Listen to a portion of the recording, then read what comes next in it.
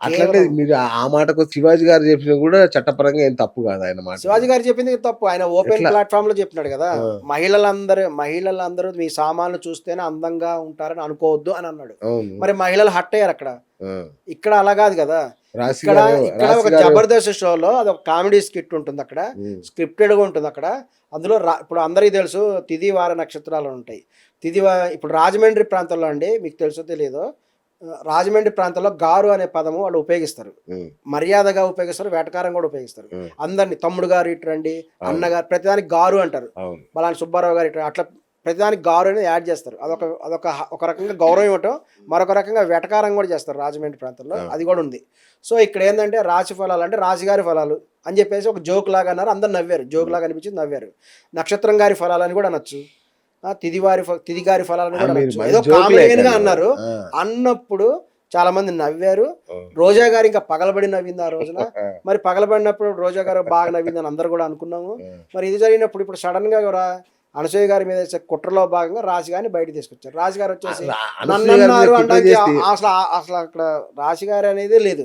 ఆ! ఎందుకంటే అనసూయ గారు ఏమైనా ప్రత్యేకంగా 'జబర్దస్త్' షోలో హీరోయిన్ రాశి గారి ఫలాలు అనే ఒకటి మాట సెంటెన్స్ వచ్చినట్లయితే షీ హ్మ్. మే క్వెషన్. అచ్చా! అలాగే రాశి అంటే ఈమె ఒకతే కాదు కదా! రాశి ఖన్నా అని ఇంకొక ఆమె కూడా వచ్చింది ఈ రోజున. హ్మ్. కొత్త హీరోయిన్ ఉంది. అలాగే రాశి అనే పేరుతో కొన్ని వందల మంది లేడీస్ ఉండుండొచ్చు. హ్మ్. వాళ్ళందరూ వచ్చారా? వచ్చి నన్నన్నారని క్వెషన్ చేశారా? హ్మ్. క్వెషన్ చేయడానికి లేదక్కడ. ఓకే. ఆమె ప్రత్యేకంగా ఎవరిని మెన్షన్ చేయలేదు. ఆ! పలానా హీరోయిన్ రాశి గారి ఫలాలు అని ఆ! చెప్తే నన్నన్నది హీరోయిన్ రాశి గారు వచ్చి ఇంకోటి ఏదైనా ఆవిడ పేరు అసలు రాసే కాదు. ఆ! ఆవిడ పేరు విజయలక్ష్మి. అవునా? ఆమె పేరు విజయలక్ష్మి. ఆమెకి తమిళంలో ఆవిడ పేరు మంత్ర ఆవిడ పేరు. ఆ! తెలుగులో మాత్రం రాశి అనేటువంటి పేరుతో ఆమె పిలువబడుతున్నారు. మరి ఓకే. అటువంటప్పుడు ఆమెకి అంత అప్పటికి అనసూయ గారి గొప్పతనం ఏంటంటే సారీ చెప్పడం. ఓకే. తెలుసో తెలియకో మీకు మనసు నొప్పించినట్టయితే క్షమాపణ చెప్పారు. ఈ విషయం హ్మ్. రాశి గారికి కూడా తెలుసు. ఆమె ఆమె అనుభవాలు కూడా చెప్తుంది కదా! 'తేజ' గారి సినిమాలో ఆమె చాలా ఇబ్బందికరమైన పరిస్థితి ఎదుర్కొందంట. 'నిజం' అనే సినిమాలో. హ్మ్. మొదటి రోజే ఆమె చెయ్యకూడని సీన్ నటించేశానండి. నాకు ఇష్టం లేని సీన్ కూడా చేయాల్సొచ్చింది అని ఆమె క్లియర్‌గా చెప్తుంది. హ్మ్. ఆమె ఇష్టం లేని సీన్ తన మనసులో లేని ఇష్టం లేని దాన్ని ఎందుకు చేయాల్సొచ్చింది? హ్మ్. అంటే ఆవిడొక హీరోయిన్ గాబట్టి. ఓకే. ఆమె హీరోయిన్ గాబట్టే 'తేజ' గారి డైరెక్షన్‌లో ఒక సినిమాలో యాక్ట్ చేసింది. తనకిష్టం లేకపోయినా చేయాల్సొచ్చింది అని ఆమె క్లియర్‌గా చెప్పింది. సో, హ్మ్. సినిమా ఫీల్డ్‌లో తప్పదు. డైరెక్టర్ గారు చెప్పినట్టు, ప్రొడ్యూసర్ గారు చెప్పినప్పుడు నటీనటులు వినాల్సిందే హీరోయిన్స్. ఆ! సో, అది ఆవిడకి క్లియర్‌గా తెలుసు. అలాగే ఒక యాంకర్ అనేది ఇంకా వాళ్ళతో పోలిస్తే ఇంకా చిన్నదే గదా! హ్మ్. మరి వాళ్ళు స్క్రిప్ట్‌లో ఉన్న భాగంగా చెప్తారు. అది అనసూయ గారి డేట్ ఆఫ్ బర్త్ ఎప్పుడుంది? 15థ్ మే ఉందండి. 15th 15థ్ మే. మే 1985. ఓకే. ఒకటండి చాలామంది గూడా ఈ మధ్యన నేను అదే చెప్పదలుచుకున్నా బహిరంగంగా. ఆ! ఈ డేట్ ఆఫ్ బర్త్‌లు అనేటువంటివి చాలామందికి నిజంగా ఒరిజినల్ డేట్ ఆఫ్ బర్త్ వేరండి. బయట చెప్పుకునే డేట్ ఆఫ్ బర్త్‌లు వేరు. హ్మ్. ఎందుకంటే సర్టిఫికేట్‌లో ఒక డేట్ ఆఫ్ బర్త్ ఉంటుంది. ఒరిజినల్‌గా వేరే డేట్ ఆఫ్ బర్త్ ఉంటుంది. ఈ ఇవేవి ఏదైతే ఉన్నాయో 100% జ్యోతిష్యం కరెక్ట్‌గా ఉంటదండి. హ్మ్. అది 100%. అచ్చా! అంటే కొంతమంది ఏందంటే 100% మీన్స్ చాలా వరకు జరుగుతది. కొంతమంది 60% కరెక్ట్ అంటారు. అది కూడా ఏకీభవిస్తాను. హ్మ్. నా ఉద్దేశ్యం ఏందంటే కరెక్ట్‌గానే ఉంటదని. హ్మ్. సో, ఇక్కడ కరెక్ట్‌గా చెప్పాలంటే ఏందంటే మీరు మిక్సీలో బియ్యం వేసారనుకో బియ్యపు పిండొస్తది. అవును. శనగలేస్తే శనగపిండొస్తది. ఇదే విధంగా మీరు డేట్ ఆఫ్ బర్త్ కరెక్ట్‌గా ఇస్తేనే మీకు కరెక్ట్ ఇన్ఫర్మేషన్ ఒస్తది. ఓకే. చాలామంది ఏందంటే పూర్వకాలంలో సీనియర్స్ తెలిసుంటది. హ్మ్. ఏజ్ ఎక్కువేద్దాం, తక్కువేద్దాం అని చెప్పేసి వేరే డేట్ ఆఫ్ బర్త్‌లు సర్టిఫికేట్స్‌లో ఉంటాయి. ఆ! మీరు కరెక్ట్ ఇన్ఫర్మేషన్ ఇచ్చినప్పుడు దానికి కరెక్ట్ ఇన్ఫర్మేషన్ బయటికి రాదు. హ్మ్. అవుట్‌పుట్ కూడా కరెక్ట్ ఉండదు. హ్మ్. చాలామంది ఏమనుకుంటారంటే జ్యోతిష్యంలో ఇప్పుడు తప్పు అది కరెక్ట్ చెప్పారు. జ్యోతిష్యం. అప్పుడు అది మనకు కరెక్టే. కరెక్ట్ తెలీదు. ఆ! ఇప్పుడు చాలామంది హీరోలు, హీరోయిన్స్‌కి గూగుల్‌లో చూసి జాతకాలు చెప్పేస్తున్నారు. అవును. అది కరెక్ట్ కాదని మీరెప్పుడన్నా ట్రై కన్ఫర్మ్ చేసారా చేసుకోండి. అనసూయ గారి జాతకం? కన్ఫర్మ్ ఎందుకంటే నేను అవి నమ్మను. నమ్మటం అంటే డేట్ ఆఫ్ బర్త్ కరెక్ట్‌గా తెలియక కూడా మనం చెప్పకూడదు. ఓకే. ఓకే. గూగుల్‌లో చూస్తారు చాలామంది. డేట్ ఆఫ్ బర్త్ ఏదో వస్తది. వాళ్ళది ఒరిజినల్ అదే కదా మనకు తెలీదు కదా! మొన్న మొన్న అయ్యుండొచ్చు, అయ్యుండకపోవచ్చు. మొన్న ఒక అయ్యగారు ఒక ఆస్ట్రాలజర్‌ని అడిగాం. ఆ! అనసూయ గారి జాతకం అడిగితే, ఆ! మీ వల్ల ఆమెకు చాలా కష్టాలు రాబోతున్నాయని చెప్పారు. చూడండి కర్మ సిద్ధాంతం అనేది ఉంటుంది. హ్మ్. అనసూయ గారు కూడా ఫేట్ నమ్ముతారు. నేను కూడా కర్మ సిద్ధాంతాన్నే నమ్ముతాను. హ్మ్. ఎవరికి ఎలా రాసి పెట్టుంటే అలా జరుగుతది. ఓకే. సో, అందరం కూడా మంచి జరగాలని కూడా భావిస్తున్నాం. హ్మ్. సినిమా ఫీల్డ్ అనేటువంటిది ఒక గ్లామరస్ ఫీల్డ్. విపరీతమైన పోటీ ఉన్న ఫీల్డ్ అండి సినిమా హ్మ్. ఫీల్డ్ అంటే. హ్మ్. ఒక రాజకీయాలు ఒకటి, ఒక సినిమా ఫీల్డ్ ఒకటి. ఈ రెండిటికి చాలా సిమిలారిటీస్ ఉంటాయి. ఓకే. అందుకే సినిమా ఫీల్డ్ వాళ్ళు చాలామంది రాజకీయాల్లో వెళ్ళాలని ప్రయత్నం చేస్తుంటారు. హ్మ్. హ్మ్. ఏందంటే ఒక సినిమా ఫీల్డ్‌లోకి వెళ్ళాలన్నా, ఒక రాజకీయాల్లోకి వెళ్ళాలన్నా వీళ్ళకి ఏమి ఎలిజిబుల్ అవసరం లేదు first. Okay. There is okay. No eligibility at all. ఏ చదువు లేకపోయినా కనీసం మనం ఆఫీస్‌లో ప్యూన్ ఉద్యోగానికి కూడా ఎలిజిబిలిటీ ఉంది. అవును. 10థ్ పాస్ ఫెయిలో ఉండాలి. డ్రైవర్ చేయాలని డ్రైవింగ్ అంటే వచ్చి ఇప్పుడు మీరు అనసూయని విమర్శిస్తున్నారా? ఇక్కడ సినిమా ఫీల్డ్లో ఎటువంటి అర్హత లేకుండా ఎవరైనా వెళ్ళొచ్చు కాబట్టి కాంపిటీషన్ ఎక్కువ ఉంటుందని చెప్పదలుచుకున్నాను. అచ్చా, ఈ విపరీతమైన కాంపిటీషన్లో ఏమవుద్దంటే అమ్మాయిల మధ్య విపరీతమైన కాంపిటీషన్ ఉంటుంది, హీరోల మధ్య విపరీతమైన కాంపిటీషన్ ఉంది. మరి వాళ్ళలో మనం స్పెషల్ ఐడెంటిటీ తెచ్చుకోవటం ఎలా? అందుకని హీరోయిన్స్ అనేవాళ్ళు అప్డేట్ ఉంటారు. ఇప్పుడు అనసూయ గారి డ్రెస్సులు ఉన్నాయి, ఆమె లేటెస్ట్ ఉంటుంది, పాస్ట్ డ్రెస్సులు వేస్తుంది. ఎందుకంటే ఇప్పుడు ఫ్యాషన్ ఇండస్ట్రీ గురించి అందరికీ తెలుసు. ఒక మిస్ ఇండియా పోటీలు అందరికీ తెలుసు, మిస్ వరల్డ్ పోటీలు జరుగుతున్నాయి.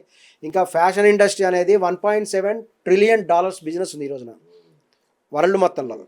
సో ఎంతోమంది, కొన్ని లక్షల మంది ఫ్యాషన్ ఇండస్ట్రీలో పనిచేస్తున్నారు. సరే, ఇంతకీ అనసూయ గారి గుడి ఎక్కడ కడుతున్నారు మీరు? చాలామంది కూడా ఫ్యాన్స్ చెప్పడం జరిగింది, ఖుష్బూ గారికి ఎలా గుడి కట్టారో అనసూయ గారికి కూడా గుడి కడదాం అని కొంతమంది కూడా అనుకున్నారు. దానికి ఏంటంటే భవిష్యత్తులో మేమందరం కూడా ఆలోచించి కూడా నిర్ణయం తీసుకుంటాం. మీరే కడతారా? ప్రభుత్వం ఇచ్చేటువంటి దాన్ని ప్లస్ అనసూయ గారి పర్మిషన్ అన్ని కూడా తీసుకొని వీలైతే గుడి కడతాం. ఓకే, మీ దానికి మీరే పూజారా ఆ గుడి? పూజారి అనేది ఒక భక్తితో ప్రేమతో ఒక గులాబీ పువ్వు పెట్టినా చాలు. అంటే మీరు మామూలు రెగ్యులర్ పూజారే కదా, సో ఇక మరి అర్చనలు ఇవన్నీ రెగ్యులర్ జరగాలి అది వేరు, మనం అలా కంపేర్ చేయకూడదు. ఖుష్బూ గారికి ఎలా గుడి కట్టారో సిమిలర్. ఓకే, వాళ్ళ సలహాలు సూచనలు తీసుకొని వీలైతే ఖుష్బూ గారికి గుడి ఎలా కట్టారో సేమ్ విధంగా ఇక్కడ కట్టడం జరుగుతుంది. ఓకే, మీరు అన్ని వీలైతే. మీరు ఎక్కువగా తద్దినాలు చేస్తుంటారు కదా?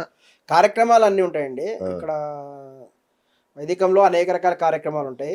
అందులో కొంతమంది కొన్ని చేస్తారు, కొంతమంది పెళ్లిళ్ళ సైడ్ ఉంటారు, కొంతమంది ఆబ్దికాల సైడ్ ఉంటారు.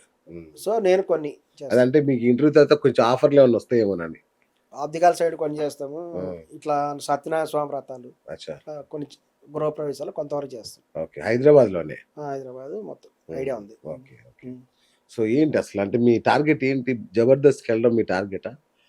ఎందుకు ఇంత అల్లరి చేస్తారు? వాస్తవానికి ఏంటంటే ఇక్కడ మేము అనసూయ గారికి సపోర్ట్గా మాత్రమే రావడం జరిగింది. ఇది పూర్తిగా స్వచ్ఛంద సేవ, ఫుల్ వాలంటరీ థింగ్ అండి. ఇక్కడ ఎటువంటిది కూడా ఏమీ లేదు, ఇది వాస్తవము. ఎందుకంటే ఎవరైతే ఇప్పుడు ఎవరైనా అభిమాన హీరోని మీద టార్గెట్ చేస్తే కొంతమంది వచ్చేస్తారు పబ్లిక్లోంచి.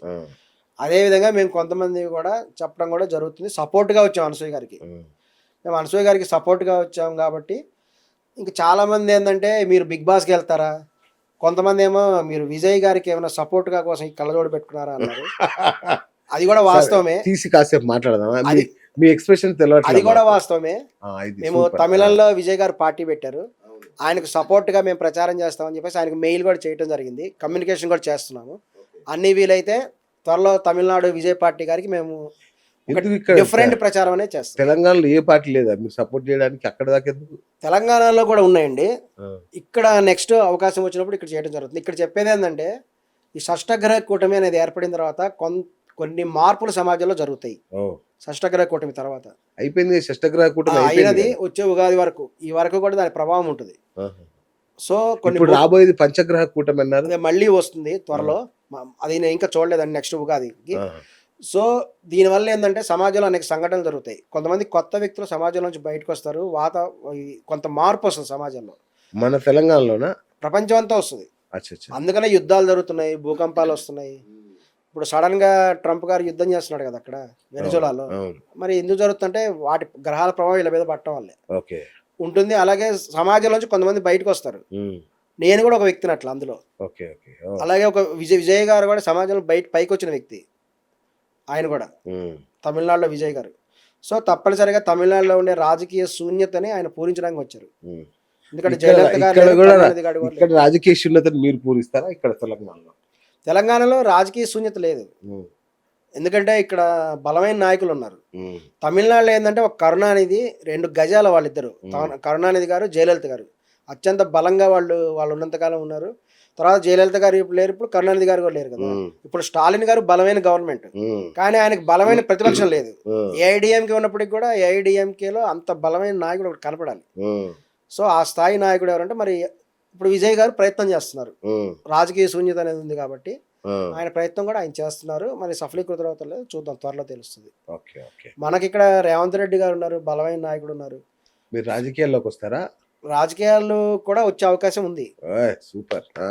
పార్టీ పెడతారా లేదంటే ఏదైనా పార్టీలో జాయిన్ అవుతారా? నేను ఆల్రెడీ ఒకప్పుడు పార్టీ పెట్టాలని ప్రయత్నం చేశానండి, ప్రయత్నం కూడా జరిగింది. ఎందుకంటే చాలా మందికి చెప్పేది ఏంటంటే నేను కుల వృత్తులు అనే దాన్ని ఎక్కువ నమ్ముతాను. ప్రతి కులం వారు మీ కుల వృత్తిని కూడా గౌరవించండి. ఇప్పుడు మేము బేసిక్గా చెప్పాలంటే నేను బ్రాహ్మణ కులం చెందినవాడిని. బ్రాహ్మణ కులంలో శాఖలు ఉంటాయి. వైదికులు, నియోగులు, వైష్ణవులు, స్మార్తులు ఇలా ఉంటాయి. వీళ్ళలో ప్రధానంగా కూడా నేను నియోగ శాఖ చెందినవాడిని.